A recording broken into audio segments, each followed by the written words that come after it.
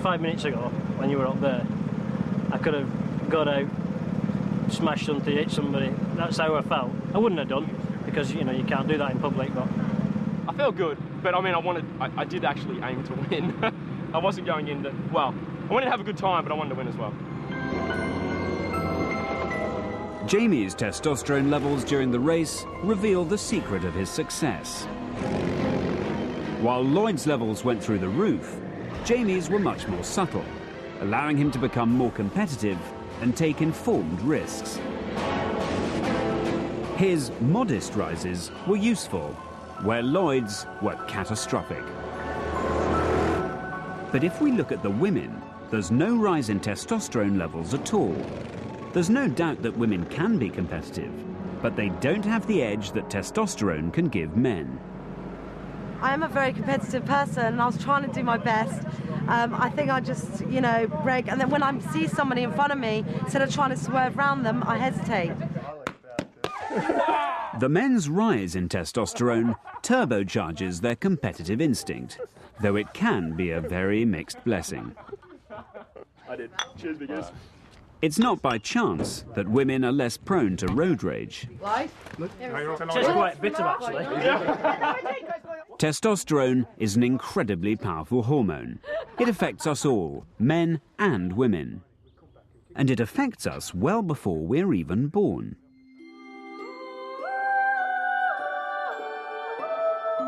For the first few weeks of development, it's impossible to tell if the tiny embryo floating in its amniotic fluid is a boy or a girl. They all appear to be female. But in week 8, the males start to produce testosterone in huge quantities, and their bodies change. And it's recently been discovered that from the very start, they seem to behave differently as well.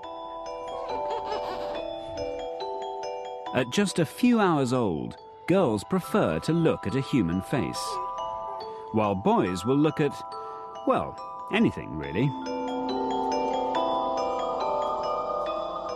Barely born, and yet girls like people, and boys like things.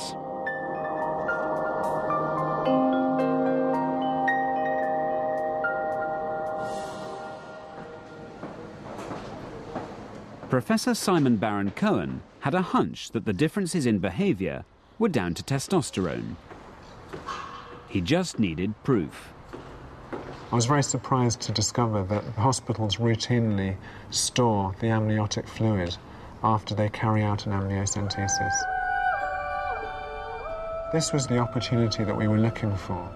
Here was the fluid that, if you like, allowed us to go back in time to make any link between the hormone levels in the womb and the child's current behaviour.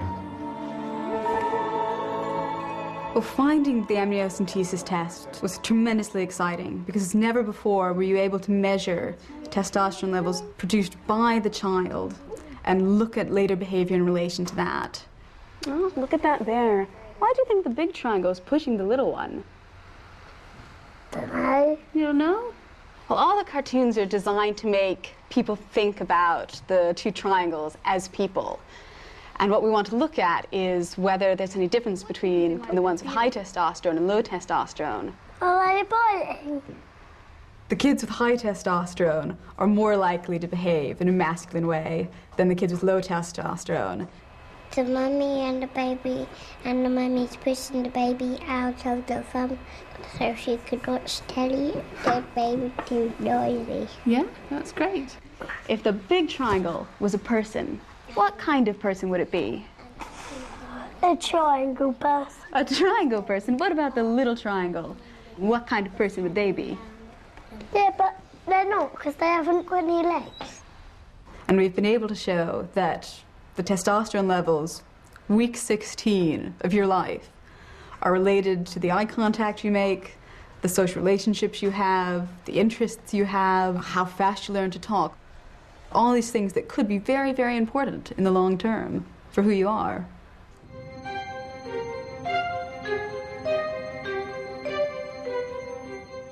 Most of us will never have the opportunity to have our amniotic fluid analysed.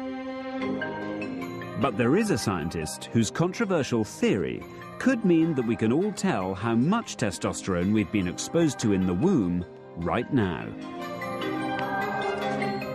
Our fingers have information about how much testosterone, how much estrogen we've been exposed to in the womb. So the longer one's ring finger relative to one's index finger, the more testosterone you've had. And that testosterone has an effect on the brain and on the body. If a boy has a large amount of testosterone before birth, he's likely to be born with a very efficient heart and vascular system.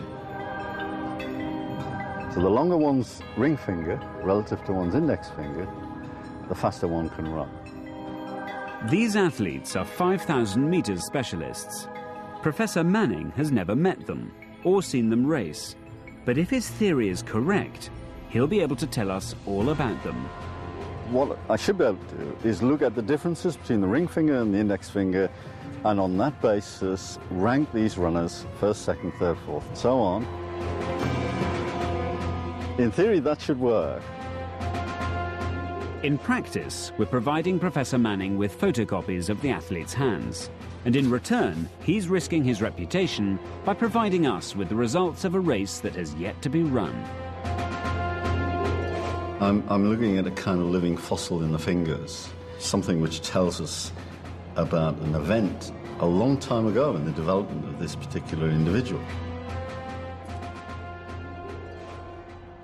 Each of these cards has got a number on. The number's obscured, so don't take the front off. And the number is my prediction as to where you're going to end up at the end of the race. On your marks. There are other variables that I just have no knowledge of whatsoever. How many times do these runners train, for example? Are they feeling okay today? Have they had a row with their girlfriend? You know, I don't know these men, and all I've seen are their hands. You know, I'm quite nervous about this. I hope I'm right, and I'm willing to give it a go.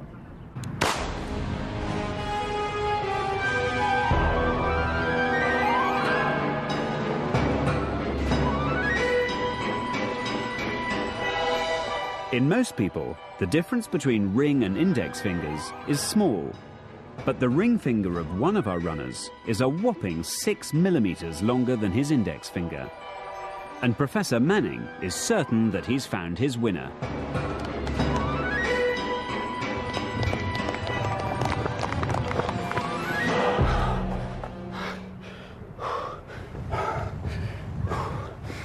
That was absolutely magnificent. What I'd like you to do is to line up in your finishing order, and we'll work down the line and I'll rip your numbers off. Starting with Russell. Oh my God, that is amazing. What luck so far? No way! Oh, controversy! He was in front of him. Oh. See where he comes. 6. We've got 4 out of 6 right, but the 2 that were wrong were kind of quite close. Yeah, I thought the finger thing was bollocks because there's so many variables. I'm very impressed. Professor Manning has agreed to do one further, more radical test. To see if finger length can be used to determine our volunteers' brain sex. How male or female their brains are. If I arrange you along this line, in terms of the amount of testosterone you've had before birth, that has no implications for sexuality, but it has some implications about your very, very early brain organization. Our fingers may provide a record of testosterone in the womb, because the genes that trigger its production also determine finger growth. In general, the men and women perform to type. The men are at the male end, and the women are at the female end. Liz and Craig are at opposite ends. But there's one exception. Grace's fingers put her well into the male domain. In our survey of 500,000 people, the biggest difference between men and women was in visuospatial tasks. On average, men scored 40% higher than women.